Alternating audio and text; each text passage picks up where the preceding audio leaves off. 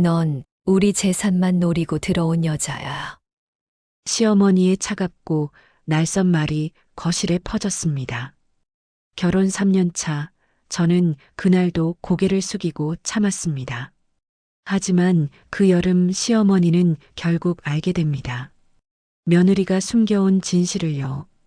오늘은 한 며느리가 견뎌낸 모욕과 그 끝에 밝혀진 놀라운 반전 이야기를 들려드리겠습니다. 끝까지 들어주시고 공감하시면 좋아요와 구독 부탁드립니다. 제 이름은 윤지혜, 34살입니다.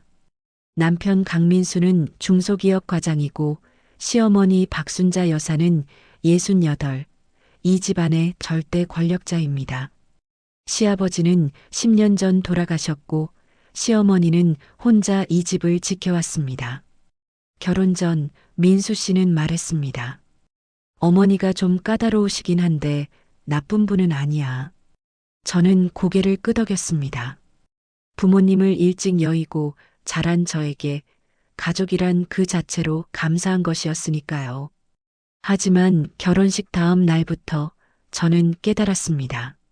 시어머니가 원한 건 며느리가 아니라 명령을 따르는 하인이었습니다. 지혜야, 설거지는 뜨거운 물로 해야지. 지혜야, 빨래는 색깔별로 나눠 돌려. 지혜야, 내 방 청소는 매일 해야 해. 모든 말 끝에는 야가 붙었고 존댓말은 단 한 번도 들어본 적 없었습니다. 민수 씨는 그저 미안하다는 말만 반복했습니다. 조금만 참아줘. 어머니 성격이 원래 그래. 저는 참았습니다. 가족이 생긴 게 고마웠고 언젠가는 마음을 열어주시겠지 믿었습니다. 그런데 어느 날 시어머니는 거실 소파에 저를 앉혀놓고 말했습니다. 지혜야, 너 결혼 전에 뭐 했니? 편의점에서 아르바이트하고 낮에는 자격증 공부했습니다. 자격증? 무슨 자격증? 사회복지사 2급이요. 시어머니는 코웃음을 쳤습니다. 사회복지사? 그게 돈이 되니? 우리 민수는 대학까지 나온 사람인데 너처럼 배경 없는 애를 왜 데려왔는지 모르겠어. 저는 입술을 깨물었습니다. 어머님, 저도 열심히 살았습니다. 열심히? 부모도 없고 집도 없고 가진 거라곤 얼굴밖에 없는데 뭘 열심히 살았어? 그날 이후 시어머니는 저를 대놓고 무시하기 시작했습니다. 손님이 오면 우리 며느리는 변변한 집안 출신이 아니라서라고 소개했고 명절 때마다 친척들 앞에서 지혜는 요리도 서툴고 집안일도 잘 못해라고 말했습니다. 저는 그저 웃으며 넘겼습니다. 화를 내면 더 큰 소리를 듣게 될 테니까요. 하지만 견디기 힘든 순간도 있었습니다. 밤늦게 혼자 부엌에 앉아 눈물을 삼키던 날들, 저는 작은 수첩을 꺼내 읽곤 했습니다. 그 수첩은 제가 20살 때부터 써온 것이었습니다.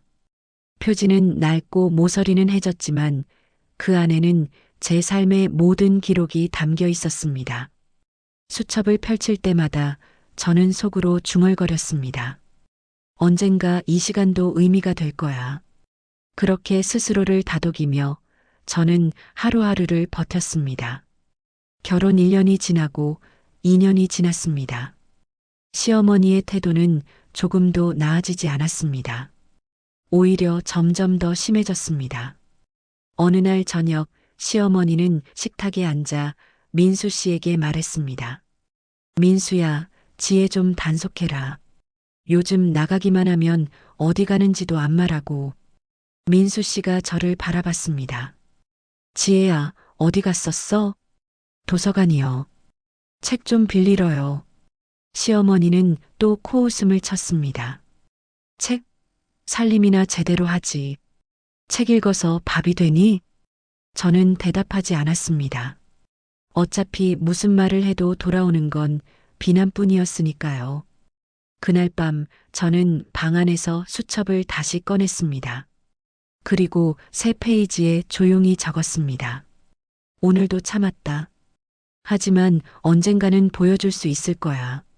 그런데 시어머니는 며느리가 매일 밤 수첩을 꺼내 무언가를 적는다는 사실을 몰랐습니다. 어느 토요일 오후 시어머니는 저를 거실로 불렀습니다. 민수 씨는 회사 야근으로 집에 없었고 집안에는 저와 시어머니 둘뿐이었습니다. 지혜야, 앉아봐. 시어머니의 목소리는 평소보다 더 차가웠습니다. 네, 어머님. 저는 조심스럽게 소파에 앉았습니다. 시어머니는 탁자 위에 서류 몇 장을 펼쳐 놓았습니다. 이거 봤어? 뭔데요? 이 집 등기부등본이야. 그리고 이건 내 통장 내역. 저는 당황했습니다. 어머님, 왜 갑자기 그런 걸? 갑자기? 넌 진작부터 이걸 노리고 있었잖아. 예. 시어머니는 차갑게 웃었습니다. 넌 우리 집 재산을 노리고 민수한테 들어온 거야. 가진 것도 없는 애가 왜 우리 아들한테 매달렸겠어? 저는 숨이 막혔습니다. 어머님, 그런 게 아닙니다. 저는 민수 씨를 진심으로. 진심? 웃기지 마. 넌 처음부터 계산적이었어. 결혼하자마자 이 집에 들어와서 매일 내 눈치 보면서 착한 척하고. 어머님, 내가 다 알아. 너 같은 애들은 겉으로는 순한 척하지만 속으로는 언제 재산 차지할까 궁리하지. 그 순간 저는 깨달았습니다. 시어머니는 이미 저를 적으로 규정했다는 걸. 무슨 말을 해도 소용없었습니다. 어머님, 오해입니다. 저는 재산 같은 거. 오해? 그럼 증명해봐. 넌 이 집에 뭘 보탰어? 돈 한 푼 안 들여놓고 민수 월급으로 얹혀 살면서 무슨 낯짝으로 며느리 노릇한다고 그래? 저는 입을 다물었습니다. 제가 몰래 해온 일들을 말할 수 없었습니다. 아직은 때가 아니었습니다. 말이 없네. 역시 그렇지. 넌 우리 집 재산만 노리고 들어온 여자야. 시어머니는 서류를 거두며 다시 말했습니다. 앞으로 조심해. 내가 살아있는 한 넌 이 집에서 한 푼도 못 건드려. 그날 밤 저는 방 안에서 혼자 울었습니다. 민수 씨는 새벽에 들어왔고 저는 아무 말도 하지 않았습니다. 말해봤자 어머니가 원래 그래라는 말만 들을 테니까요. 하지만 저는 포기하지 않았습니다. 언젠가 진실이 밝혀질 날이 올 거라 믿었습니다. 그날 밤 저는 수첩을 다시 꺼냈습니다. 그리고 첫 페이지에 적힌 문장을 다시 읽었습니다. 진짜 가치는 겉에 드러나지 않는다. 이 문장은 제가 20살 때 처음 사회복지 공부를 시작하면서 적은 것이었습니다. 당시 저는 혼자 살면서 생계를 꾸려야 했고 남들처럼 좋은 환경에서 공부할 수 없었습니다. 하지만 저는 포기하지 않았습니다. 밤에는 편의점에서 일하고 낮에는 도서관에서 공부했습니다. 그렇게 3년을 버텨서 자격증을 땄고 작은 복지관에서 일하기 시작했습니다. 결혼 후에도 저는 그 일을 계속했습니다. 시어머니는 몰랐습니다. 제가 주 3회 오전 시간에 복지관에서 자원봉사를 하고 있다는 걸요. 그곳에서 저는 홀로 사시는 어르신들을 돌봤습니다. 말벗이 되어드리고 병원 동행을 해드리고 가끔은 밑반찬을 만들어 갖다 드렸습니다. 그 일은 돈이 되지 않았습니다. 하지만 저에게는 의미가 있었습니다. 선생님 덕분에 오늘도 웃었어요. 선생님 고마워요. 딸 같아요. 어르신들의 그런 말 한마디가 저를 버티게 했습니다. 그리고 그 일을 하면서 저는 하나 더 깨달았습니다.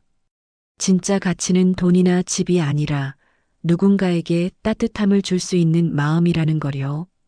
그런데 그 다음 주 예상치 못한 일이 벌어졌습니다. 시어머니가 복지관 근처를 지나가게 된 것입니다. 그 다음 주 수요일 오전 저는 평소처럼 복지관으로 향했습니다. 시어머니는 아침 일찍 성당 모임이 있다고 나가셨고 민수 씨는 출근한 뒤였습니다. 집을 나서기 전 저는 늘 하던 대로 현관문을 조용히 잠갔습니다. 복지관까지는 버스로 20분 거리였습니다. 오전 10시 저는 복지관 2층 상담실에 도착했습니다. 지혜 선생님 오셨어요? 복지관 관장님 김미경 씨가 반갑게 맞아주었습니다. 55살, 20년 넘게 이 일을 해온 분이었습니다. 네, 관장님.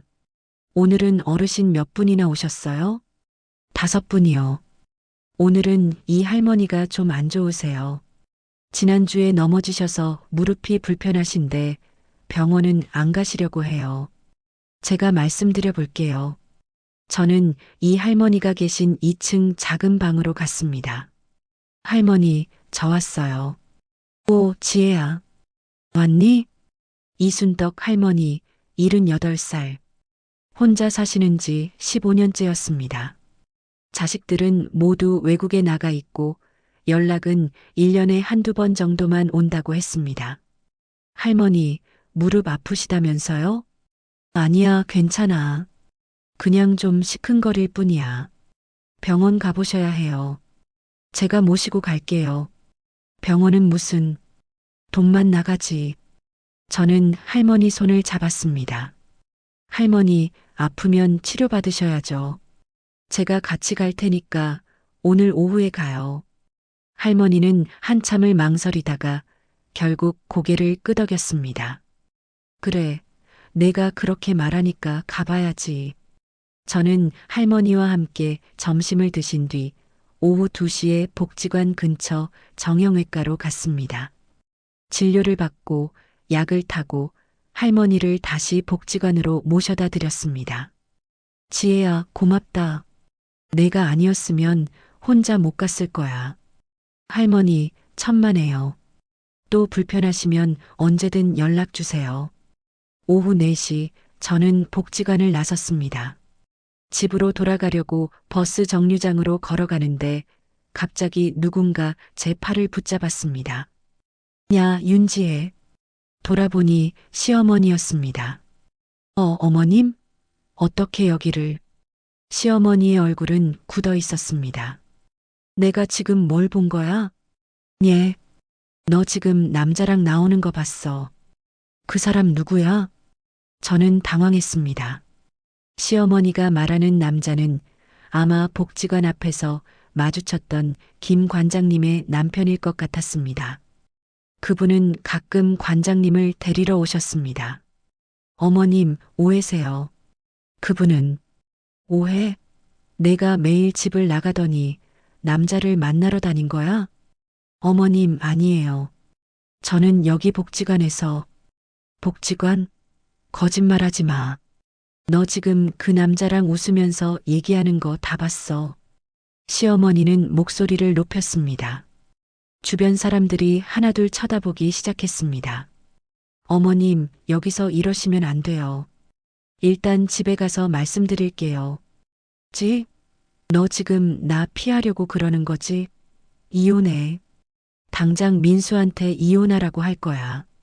저는 눈물이 났지만 참았습니다. 여기서 무너지면 안 됐습니다. 어머님, 제발 오해 풀어주세요. 저는 정말 오해 아니야. 내가 직접 봤어. 넌 우리 집 재산만 노리고 들어왔더니 이제 바람까지 피우는 거야. 시어머니는 제 팔을 세게 잡아 끌었습니다. 집 가자. 당장 민수 불러서 다 말할 거야. 저는 끌려가듯 시어머니를 따라 택시에 올랐습니다. 차 안에서 시어머니는 계속 저를 비난했습니다. 부모도 없는 애가 이래서 안 된다니까. 배운 게 없으니까 염치도 없지. 어머님, 입 닥쳐. 너 같은 애한테 할 말 없어. 집에 도착했을 때 민수 씨는 아직 퇴근 전이었습니다. 시어머니는 곧바로 민수 씨에게 전화를 걸었습니다. 민수야, 당장 집에 와. 내 마누라가 바람 피웠어. 어머니, 무슨 소리예요? 설명은 나중에 해. 일단 와. 전화를 끊은 시어머니는 저를 거실 소파에 앉혔습니다. 움직이지 마. 민수 올 때까지 거기 앉아 있어. 저는 아무 말도 할 수 없었습니다. 시어머니는 이미 저를 범죄자 취급하고 있었습니다. 30분 뒤 민수 씨가 급히 들어왔습니다. 어머니, 무슨 일이에요?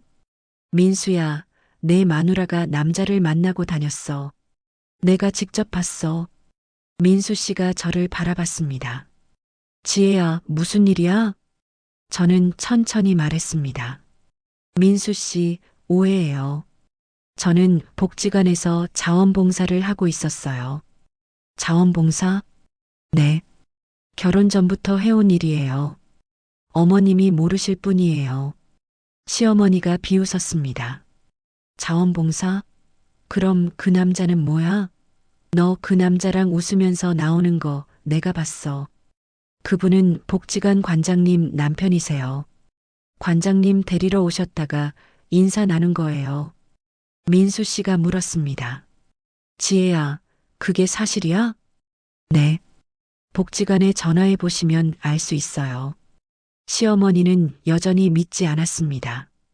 거짓말하지 마. 자원봉사를 왜 나한테 말 안 했어? 숨길 게 있으니까 숨긴 거잖아. 저는 입술을 깨물었습니다. 말씀드려봤자 믿지 않으실 것 같아서요. 뭐?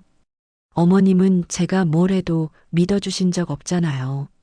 그래서 그냥 제 일은 제가 조용히 하려고 했어요. 시어머니는 말문이 막힌 듯 저를 노려봤습니다. 민수 씨가 중재했습니다. 어머니, 일단 복지관에 확인해 보죠. 지혜 말이 맞는지. 확인은 무슨. 이미 확실해. 저 애는 거짓말쟁이야. 하지만 민수 씨는 이미 휴대전화를 꺼내 복지관 번호를 검색하고 있었습니다. 그런데 민수 씨가 복지관에 전화를 걸자 상황은 예상치 못한 방향으로 흘러갔습니다. 민수 씨는 스피커폰을 켜고 복지관에 전화를 걸었습니다. 여보세요. 동네 복지관 맞죠? 네, 맞습니다. 무엇을 도와드릴까요? 제 아내 윤지혜가 거기서 자원봉사하고 있나요? 전화 너머로 김미경 관장님의 목소리가 들렸습니다. 아, 지혜 선생님요? 네, 맞아요. 지혜 선생님은 저희 복지관에서 3년째 봉사하고 계세요. 민수 씨가 시어머니를 바라봤습니다. 시어머니는 표정이 굳어 있었습니다. 3년이요? 네. 주 3회 오전 시간에 오셔서 어르신들 말벗도 되어드리고 병원 동행도 해드리고요. 정말 성실하신 분이에요.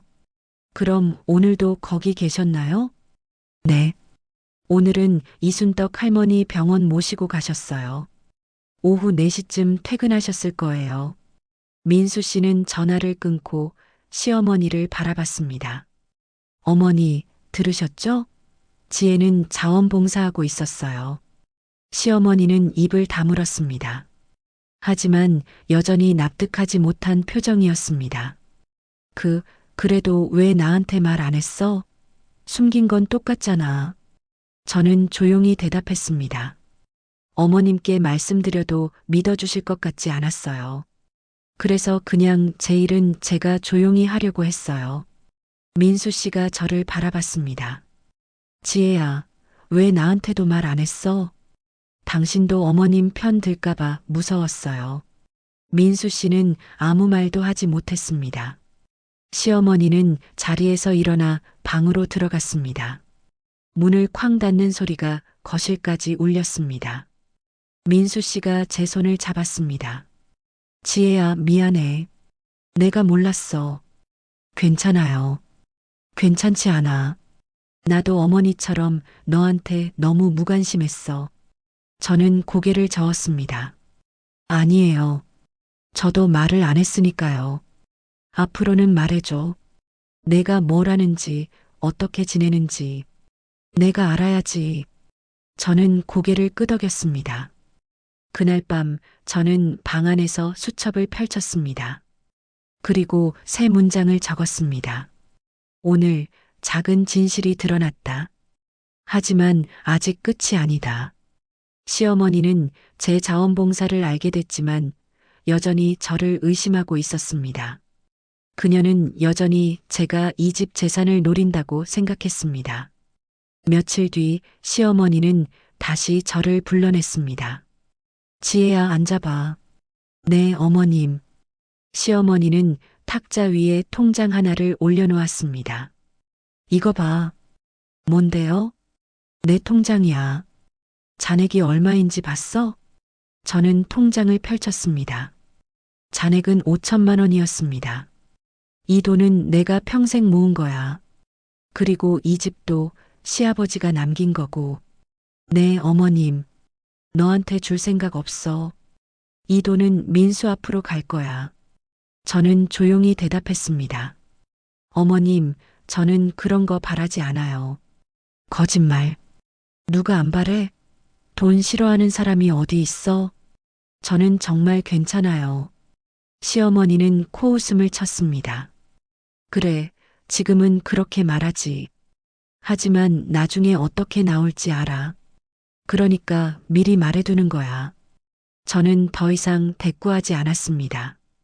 어차피 무슨 말을 해도 소용없었으니까요. 하지만 그날 밤 저는 민수 씨에게 조용히 말했습니다. 민수 씨, 어머님이 저를 너무 믿지 못하세요. 알아. 어머니 성격이 원래 그래.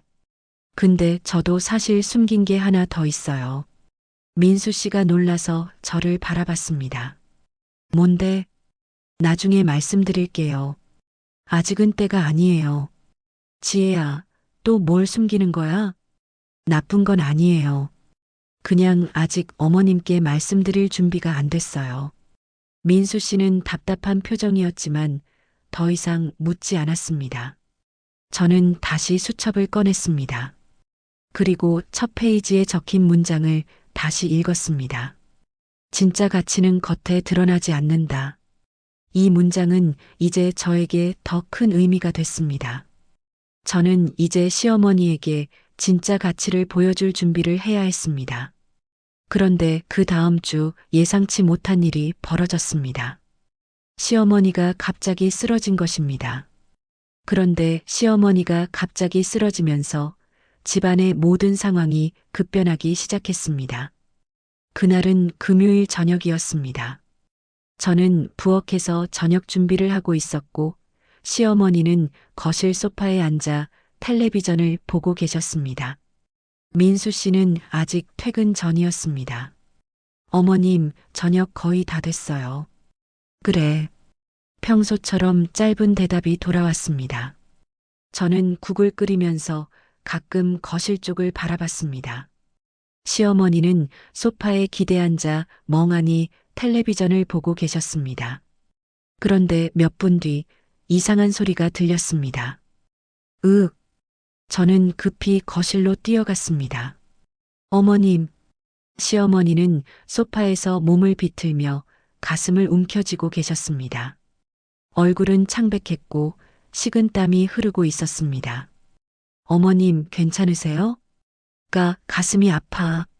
저는 즉시 119에 전화를 걸었습니다. 여보세요. 구급차 보내주세요. 가슴 통증으로 의식이 흐려지고 있어요. 주소를 알려주고 저는 시어머니를 바닥에 조심스럽게 눕혔습니다. 응급처치 요령은 복지관에서 교육받았던 터라 침착하게 대처할 수 있었습니다. 어머님, 숨 천천히 쉬세요. 구급차 곧 와요. 시어머니는 제 손을 꽉 쥐었습니다. 그 순간 저는 처음으로 시어머니의 손이 이렇게 작고 떨린다는 걸 느꼈습니다. 10분 뒤 구급차가 도착했습니다. 구급대원들이 시어머니를 들것에 옮기는 동안 저는 민수 씨에게 전화를 걸었습니다. 민수 씨, 어머님이 쓰러지셨어요. 지금 병원으로 가요. 뭐? 어디 병원? 대학병원 응급실이요. 빨리 오세요. 구급차 안에서 저는 시어머니의 손을 계속 잡고 있었습니다. 시어머니는 희미하게 눈을 뜨고 저를 바라봤습니다. 지혜야. 네, 어머님. 괜찮으실 거예요. 미안해. 저는 놀랐습니다. 시어머니가 저에게 미안하다는 말을 하다니 어머님 말씀하지 마세요. 힘 빼세요. 병원에 도착했을 때 민수 씨도 거의 동시에 도착했습니다. 어머니, 의사들이 시어머니를 응급실로 데려갔고 저희는 밖에서 기다렸습니다. 1시간쯤 지났을 때 담당 의사가 나왔습니다. 보호자분이세요? 네, 아들입니다. 환자분이 협심증으로 쓰러지셨습니다. 심장 혈관이 좁아져서 생긴 증상이에요. 위험한 건가요? 지금은 안정됐지만 앞으로 꾸준히 약을 드셔야 하고 스트레스를 최대한 피하셔야 합니다. 정기 검진도 필수고요. 민수 씨는 안도의 한숨을 쉬었습니다. 다행이다. 의사가 덧붙였습니다. 참, 부인분이 응급처치를 잘하셨어요. 덕분에 골든타임을 놓치지 않았습니다. 민수 씨가 저를 바라봤습니다. 지혜야, 고마워. 괜찮아요. 당연한 일이에요. 시어머니는 입원했고 저희는 병실에서 밤을 지샜습니다. 시어머니는 잠들어 계셨고 저와 민수 씨는 병상 옆 의자에 앉아 있었습니다. 지혜야, 응? 너 정말 대단해. 무슨 소리예요? 어머니가 너한테 그렇게 대했는데 너는 어머니를 구했잖아. 저는 고개를 저었습니다. 당연한 거예요. 어머님은 당신 어머니잖아요. 민수 씨는 제 손을 잡았습니다. 미안해. 내가 너무 무심했어. 괜찮아요. 다음 날 아침 시어머니가 깨어났습니다. 민수야, 어머니 괜찮으세요? 시어머니는 천천히 주변을 둘러봤습니다. 그리고 저를 발견했습니다. 지혜야. 네, 어머님. 어제 내가 날 구해준 거야? 구급차 불렀을 뿐이에요. 시어머니는 눈물을 글썽였습니다. 고마워. 저는 가슴이 뭉클했습니다. 시어머니가 저에게 고맙다고 말한 건 처음이었습니다. 어머님, 이제 건강 잘 챙기셔야 해요. 시어머니는 고개를 끄덕였습니다. 그날 오후 시어머니는 퇴원했습니다. 의사는 일주일간 안정을 취하고 격한 감정 변화를 피하라고 당부했습니다. 집으로 돌아온 뒤 저는 시어머니 방을 정리하고 약을 챙겨두었습니다.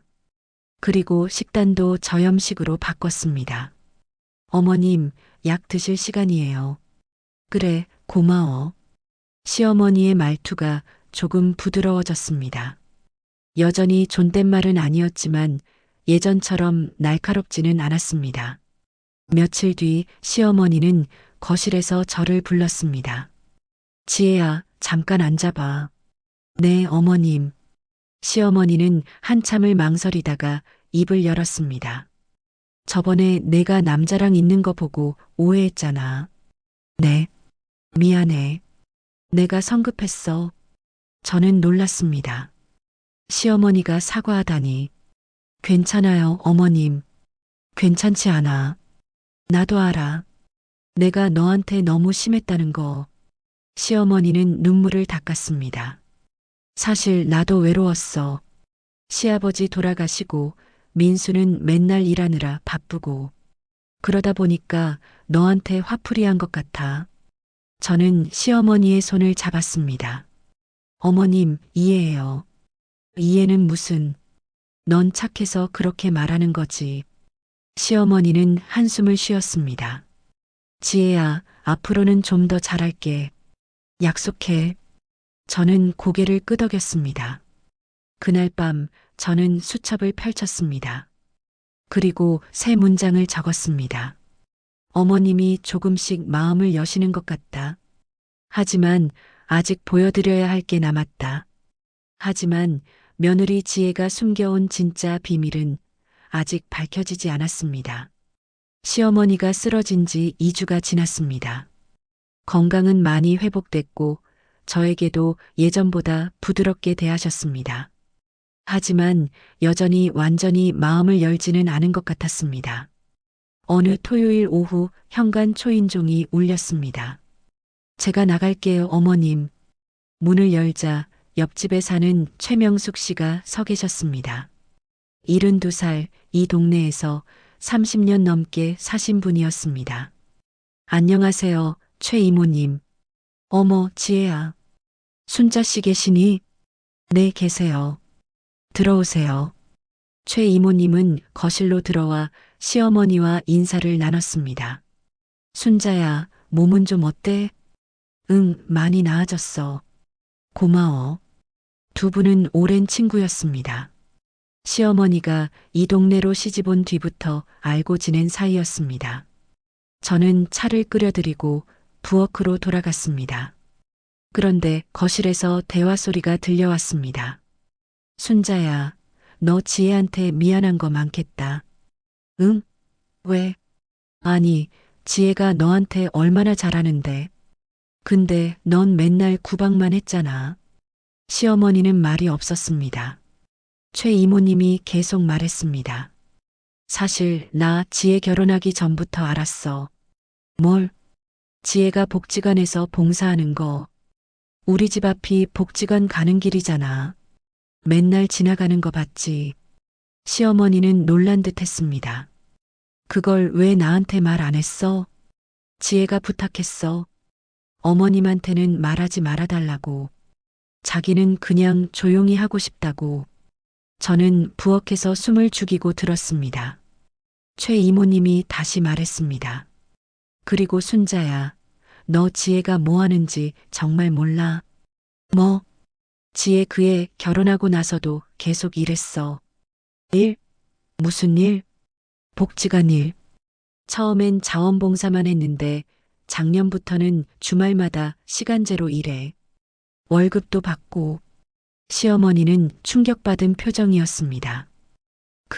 그걸 왜 나한테 말 안 했어? 지혜가 또 부탁했지.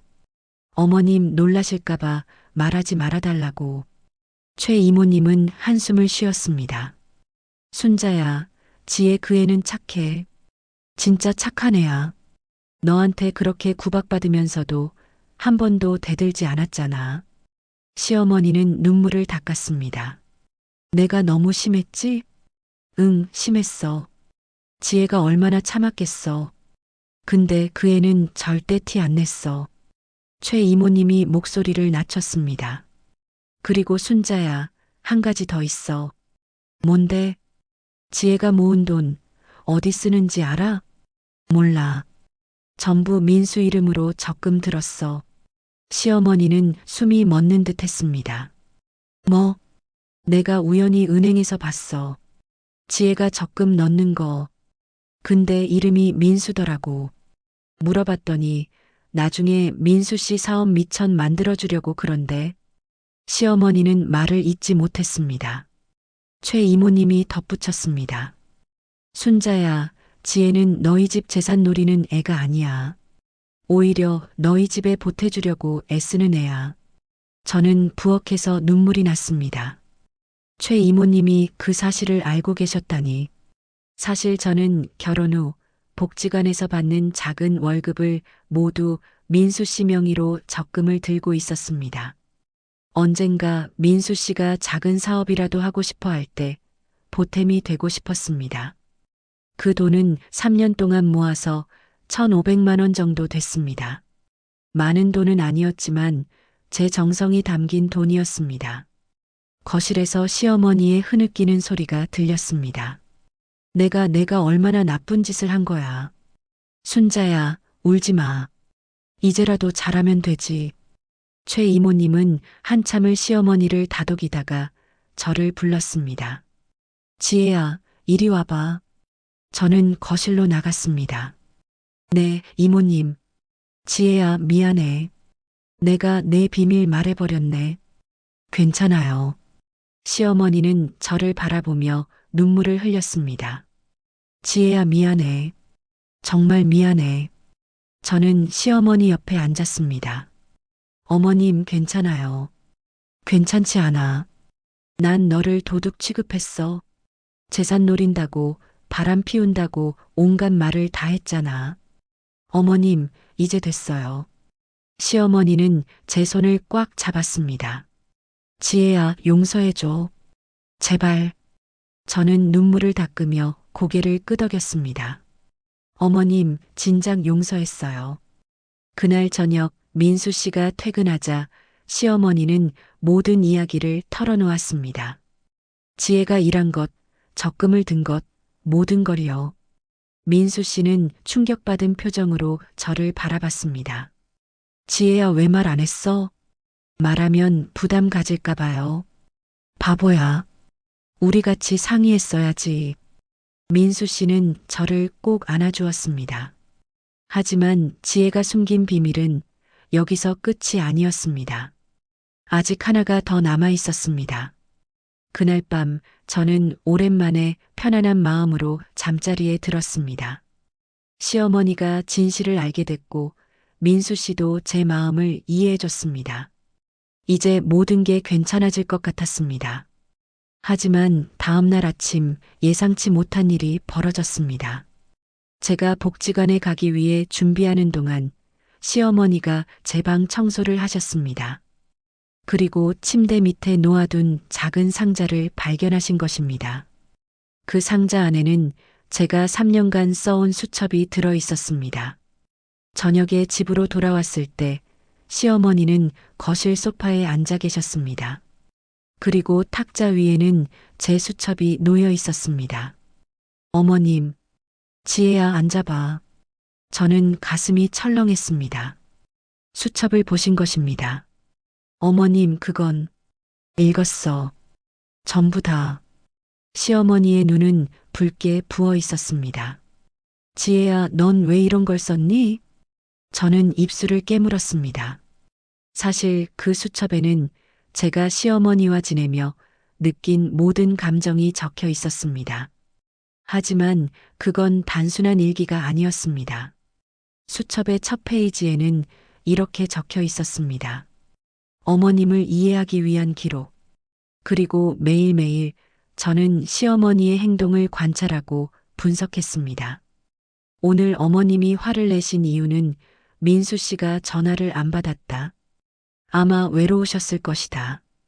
어머님이 저를 무시하는 이유는 혼자 계신 시간이 너무 길다. 누군가와 대화가 필요하신 것 같다. 어머님이 재산 이야기를 자주 꺼내는 이유는 돌아가신 시아버지에 대한 그리움. 평생 함께 모은 돈이니까. 저는 단순히 감정을 토로하는 게 아니라 시어머니를 이해하려고 노력했습니다.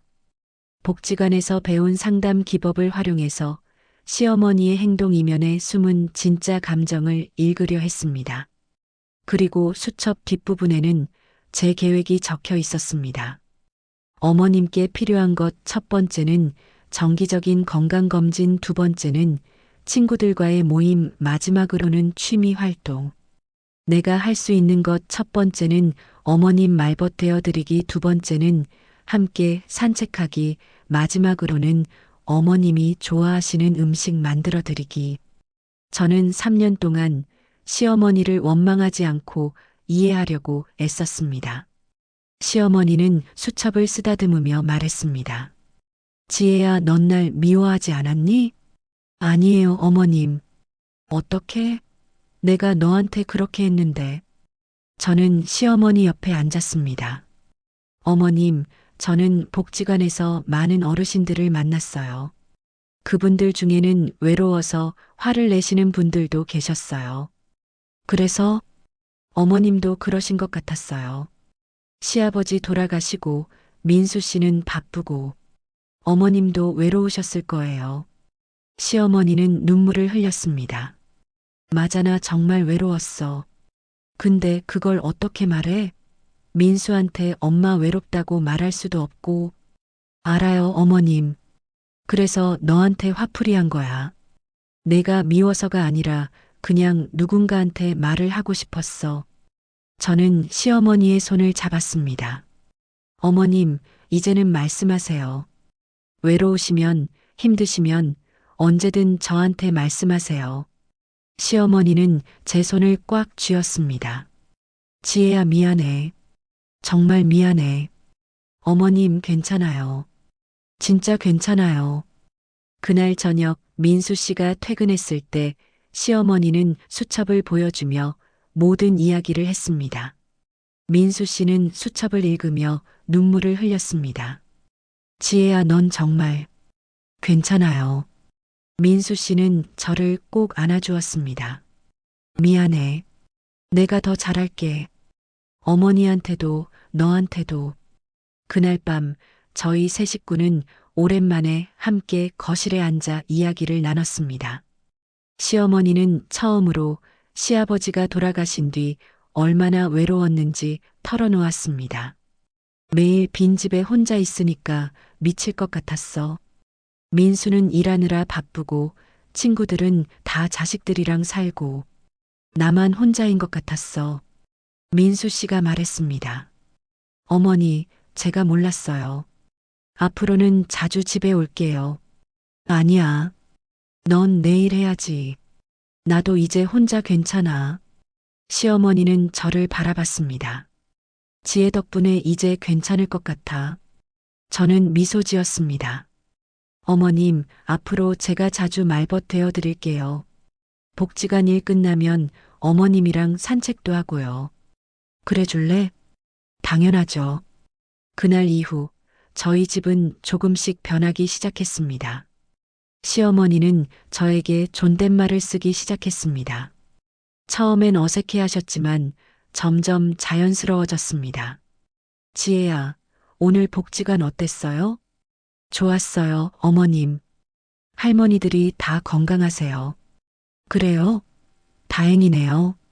어느 날 오후 시어머니는 제게 작은 봉투를 건넸습니다. 지혜야, 이거 받아요. 뭔데요, 어머님? 용돈이에요. 그동안 고생했으니까. 어머님 괜찮아요. 아니에요. 받아요. 며느리한테 용돈도 안 주고 살았으니 이제라도 챙겨야죠. 저는 봉투를 받으며 눈물이 났습니다. 어머님 고마워요. 고마운 건 나예요. 지혜야, 우리 집에 와줘서 고마워요. 하지만 이야기는 여기서 끝이 아니었습니다. 이제 진짜 반전이 시작됐습니다. 그로부터 한 달 뒤 저희 집에 큰 변화가 찾아왔습니다. 어느 날 저녁 시어머니가 저희를 거실로 불렀습니다. 민수야, 지혜야, 할 말이 있어요. 저희는 소파에 앉았습니다. 시어머니는 서류 몇 장을 꺼내 탁자 위에 놓았습니다. 이게 뭔데요, 어머니? 이 집 명의를 바꿀 거예요. 민수 씨가 놀랐습니다. 명의요? 왜요? 반은 민수 앞으로, 반은 지혜 앞으로 할 거예요. 저는 깜짝 놀라 손을 저었습니다. 어머님, 안 돼요. 저는 괜찮아요. 안 괜찮아요. 지혜야, 당신은 이 집 며느리가 아니라 딸이에요. 딸한테 당연히 줘야죠. 시어머니는 진지한 표정이었습니다. 그리고 이것도요. 시어머니는 통장 하나를 더 꺼냈습니다. 이 통장은 지혜 명의로 만들었어요. 내 적금 중 일부를 넣어뒀어요. 어머님, 지혜야, 받아요. 그동안 고생했으니까. 그리고 앞으로도 우리 가족 지켜줘요. 저는 눈물을 참을 수 없었습니다. 어머님, 고마워요. 정말 고마워요. 시어머니는 저를 꼭 안아주었습니다. 고마운 건 나예요. 지혜야, 우리 가족 돼줘서 고마워요. 민수 씨도 울먹이며 저희를 안았습니다. 우리 가족, 이제 진짜 가족이 됐네요. 그날 밤 저는 수첩에 마지막 문장을 적었습니다. 진짜 가치는 겉에 드러나지 않는다. 하지만 시간이 지나면 언젠가는 빛을 발한다. 다음 날 시어머니는 저와 함께 복지관에 갔습니다. 어머님, 왜 따라오셨어요? 나도 봉사하고 싶어요. 지혜 따라서. 저는 깜짝 놀랐습니다. 정말요? 네. 나도 이제 누군가 도와주고 싶어요. 지혜한테 배운 거예요. 복지관에서 김미경 관장님이 반갑게 맞아주었습니다. 어머, 지혜 선생님 시어머님이세요? 네, 관장님. 어머님이 봉사하고 싶으시대요. 어머, 정말요? 환영합니다. 시어머니는 그날부터 저와 함께 복지관에서 봉사를 시작했습니다. 처음엔 서툴렀지만 점점 익숙해지셨습니다. 할머니, 이거 드세요. 고맙습니다, 아주머니. 아니에요. 제가 더 고마워요. 저도 외로웠는데 여기 오니까 좋네요. 시어머니는 복지관에서 새로운 친구들도 사귀셨습니다. 같은 또래 봉사자들과 함께 이야기 나누고 웃으시는 모습을 보니 제 마음도 편안했습니다. 어느 날 저녁 최명숙 이모님이 다시 저희 집을 찾아왔습니다. 순자야, 요즘 표정이 완전 달라졌네. 그래요? 응. 예전에는 맨날 찌푸려 있었는데 요즘은 웃는 얼굴이야. 시어머니는 웃으며 대답했습니다. 지혜 덕분이에요. 지혜가 나한테 웃는 법을 가르쳐 줬어요. 최 이모님이 저를 바라봤습니다. 지혜야, 내가 우리 동네 효부야. 아니에요, 이모님. 저는 그냥, 아니야. 내가 이 집을 살렸어. 순자도 살리고 민수도 살렸어. 저는 부끄러워서 고개를 숙였습니다. 그날 밤 민수 씨가 조용히 말했습니다. 지혜야, 고마워. 갑자기 왜요? 그냥 내가 우리 가족이 돼서 고마워. 저는 민수 씨 손을 잡았습니다. 저도 고마워요. 가족이 생겨서 창밖으로 달빛이 들어왔습니다. 거실에서는 시어머니가 텔레비전을 보며 조용히 웃고 계셨습니다. 저는 그 순간을 오래 기억하고 싶었습니다. 3년간의 고난 끝에 찾아온 진짜 가족의 순간을. 하지만 이 이야기의 진짜 교훈은 여기서 더 깊이 드러나게 됩니다. 그로부터 1년이 흘렀습니다. 저희 집은 완전히 달라져 있었습니다. 시어머니는 이제 매주 화요일과 목요일 저와 함께 복지관에 나가셨습니다. 처음에는 어색해 하셨지만 이제는 복지관 어르신들 사이에서 인기가 많으셨습니다. 순자 선생님, 오늘도 오셨어요? 네, 왔어요. 오늘은 반찬 만들어 왔어요. 시어머니는 집에서 직접 반찬을 만들어 복지관 어르신들께 나눠드렸습니다. 그러면서 자연스럽게 친구들도 생겼고 더 이상 외롭지 않으셨습니다. 지혜야, 나 요즘 너무 행복해요. 정말요, 어머님? 응. 누군가 도와주니까 보람도 있고 친구들이랑 수다 떨 수도 있고 이렇게 사는 게 진짜 사는 거더라고요. 저는 시어머니의 환한 얼굴을 보며 미소 지었습니다. 민수 씨도 변했습니다.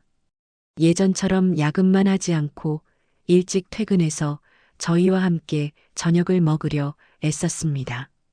오늘 어머니 건강검진 날이죠? 응, 맞아. 같이 갈 거야? 당연하죠. 제가 모시고 갈게요. 민수 씨는 이제 시어머니의 건강도 직접 챙기고 주말마다 함께 산책도 나가셨습니다. 어느 일요일 오후 저희 세 식구는 근처 공원을 걸었습니다. 어머님, 천천히 걸으세요. 괜찮아요. 나 요즘 건강해졌어요. 시어머니는 제 팔짱을 끼고 걸으셨습니다. 지혜야, 너 덕분에 내 인생이 바뀌었어요. 무슨 말씀이세요, 어머님? 진짜예요. 예전엔 돈하고 집만 중요한 줄 알았는데 이제 보니까 그게 다가 아니더라고요. 시어머니는 멈춰서서 하늘을 올려다봤습니다. 진짜 중요한 건 가족이고 사람이에요. 그걸 지혜가 가르쳐 줬어요. 저는 눈시울이 뜨거워졌습니다. 어머님, 지혜야, 고마워요. 포기하지 않고 우리 곁에 있어줘서. 민수 씨가 저희 둘을 안았습니다. 우리 가족, 정말 좋다. 그날 저녁 집으로 돌아와 저는 오랜만에 수첩을 꺼냈습니다. 마지막 페이지를 펼치자 3년 전 제가 적은 문장이 눈에 들어왔습니다. 진짜 가치는 겉에 드러나지 않는다. 저는 그 아래 새로운 문장을 적었습니다. 하지만 진심은 언젠가 반드시 전해진다. 포기하지 않으면. 며칠 뒤 복지관에서 작은 행사가 열렸습니다. 김미경 관장님이 저를 불렀습니다. 지혜 선생님, 오늘 특별한 손님이 오셨어요.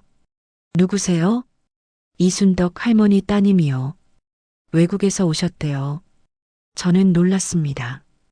이 할머니는 자식들이 외국에 살아서 거의 연락이 없다고 하셨는데, 할머니 따님이요? 네. 지혜 선생님 이야기를 듣고 너무 감사해서 직접 오셨대요. 잠시 뒤 40대 여성 한 분이 저에게 다가왔습니다.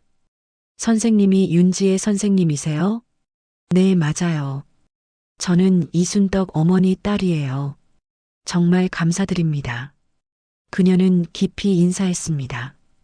어머니가 선생님 이야기를 전화로 계속하셨어요. 얼마나 잘해주시는지 병원도 같이 가주시고 말벗도 되어주시고. 아니에요. 제가 좋아서 한 일이에요. 아니에요. 선생님 덕분에 어머니가 외롭지 않으셨어요. 제가 못해드린 걸 선생님이 대신 해주셨어요. 그녀는 눈물을 닦았습니다. 정말 감사해요. 이제 제가 한국으로 돌아올 거예요. 어머니 곁에서 살려고요. 저는 기뻤습니다. 정말요? 할머니가 너무 좋아하시겠어요. 네. 선생님 보면서 깨달았어요. 가족이랑 함께 있는 게 얼마나 중요한지. 그날 저는 다시 한번 깨달았습니다. 제가 한 작은 일들이 누군가의 삶을 바꿀 수 있다는 것을, 그리고 그 변화가 또 다른 변화를 만든다는 것을. 그날 저녁 저희 집 거실에는 따뜻한 불빛이 켜져 있었습니다. 시어머니는 뜨개질을 하고 계셨고 민수 씨는 책을 읽고 있었습니다. 저는 부엌에서 차를 끓였습니다. 어머님, 차 드세요. 고마워요, 지혜야. 시어머니는 차를 받아 한 모금 마시셨습니다. 지혜야, 있잖아요. 네, 어머님. 나 요즘 생각하는 게 있어요. 뭔데요? 나도 지혜처럼 수첩을 써볼까 해요. 저는 미소 지었습니다. 좋은 생각이에요, 어머님. 뭘 쓰면 좋을까요? 어머님이 느끼시는 것, 생각하시는 것, 뭐든 좋아요. 시어머니는 고개를 끄덕였습니다. 그럼 오늘부터 써볼게요. 첫 문장은 지혜 덕분에 나는 다시 웃을 수 있게 됐다로 시작할게요. 저는 눈물이 날 것 같았지만 참았습니다. 대신 환하게 웃으며 대답했습니다. 어머님, 저도 어머님 덕분에 진짜 가족이 뭔지 알게 됐어요. 그날 밤 저는 침대에 누워 천장을 바라봤습니다. 3년 전 이 집에 처음 왔을 때가 떠올랐습니다. 그때는 모든 게 낯설고 힘들었습니다. 시어머니의 차가운 말들, 혼자 울던 밤들. 하지만 저는 포기하지 않았습니다. 이해하려고 애썼고 기다렸습니다. 그리고 지금 저는 진짜 가족을 얻었습니다. 진짜 가치는 겉으로 드러나지 않습니다. 돈도 집도 학벌도 아닙니다. 진짜 가치는 누군가를 이해하려는 마음, 포기하지 않는 인내, 그리고 진심입니다. 시어머니는 저를 오해했지만 결국 진심을 알아봐 주셨습니다. 그리고 저도 시어머니의 외로움을 이해하게 됐습니다. 우리는 서로를 미워했던 적이 없었습니다. 단지 이해하지 못했을 뿐이었습니다. 하지만 이제는 알게 됐습니다. 가족이란 서로를 이해하고 품어주는 관계라는 것을요. 다음 날 아침 저는 평소처럼 복지관으로 향했습니다. 시어머니도 함께 나가셨습니다. 지혜야, 오늘은 내가 할머니들한테 국 끓여줄게요. 그러세요, 어머님. 할머니들이 좋아하실 거예요. 버스 안에서 시어머니는 제 손을 잡았습니다. 지혜야, 내가 너한테 한 말 기억나요? 무슨 말이요? 넌 우리 집 재산만 노리고 들어온 여자라고 했잖아요. 저는 쓴웃음을 지었습니다. 기억나요. 미안해요. 정말로. 괜찮아요, 어머님. 이제 다 지난 일이에요. 시어머니는 고개를 저었습니다. 아니에요. 난 평생 기억할 거예요. 그리고 평생 후회할 거예요. 어머님. 하지만 지혜야, 고마워요. 그때 포기하지 않고 남아줘서. 저는 시어머니의 손을 꽉 잡았습니다. 저야말로 고마워요, 어머님. 저를 받아주셔서. 버스는 복지관 앞에 멈춰 섰습니다. 저희는 손을 잡고 버스에서 내렸습니다. 햇살이 따뜻했습니다. 오늘 이야기는 여기까지입니다. 며느리를 재산 노린 여자라며 모욕하던 시어머니는 결국 며느리의 진심을 알고 무너졌습니다. 하지만 그 무너짐은 파괴가 아니라 새로운 시작이었습니다. 진짜 가치는 겉에 드러나지 않습니다.